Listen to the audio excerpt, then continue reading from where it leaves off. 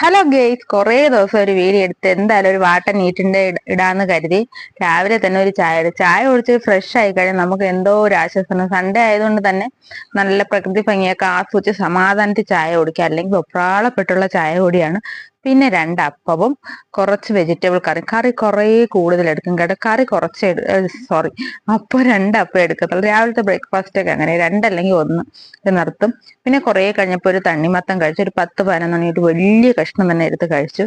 അതുകൊണ്ടാണ് ബ്രേക്ക്ഫാസ്റ്റ് കുറച്ചത്. ഉച്ചയ്ക്ക് നല്ല കൊഴിയാള മീൻകറിയും മരിച്ചിനിയും ആയിരുന്നു, ചോറ് കഴിച്ചിട്ടില്ല. അത് കഴിഞ്ഞ് ഞാൻ തണ്ണിമത്തൻ പാലൊക്കെ വീത്തി മിൽക്ക് മെയ്ഡൊക്കെ വീത്തിയിട്ട് നല്ലൊരു ഫ്രൂട്ട് സലാഡ് പോലെയൊക്കെ ഉണ്ടാക്കി അതൊന്ന് കഴിച്ചു. പിന്നെ വൈകിട്ട് 3 ബിസ്ക്കറ്റ് ഒരു ചായയെ മാത്രമേ കഴിച്ചുള്ളൂ. ഇതിനിടയിൽ വേറെ ഒന്നും കഴിച്ചു, കുറേ നേരം കിടന്ന് ഉറങ്ങി കേട്ടോ. അതുകൊണ്ടാണ് വേറെ ഒന്നും കഴിക്കാത്തത്. പിന്നെ വൈകിട്ട് ചോറും പുളിശ്ശേരിയും തോരനും മീൻകറി, ഇന്നലത്തെ ബീഫ് കറിയുടെ കുറച്ച് ചാറും ഒക്കെ വെച്ച്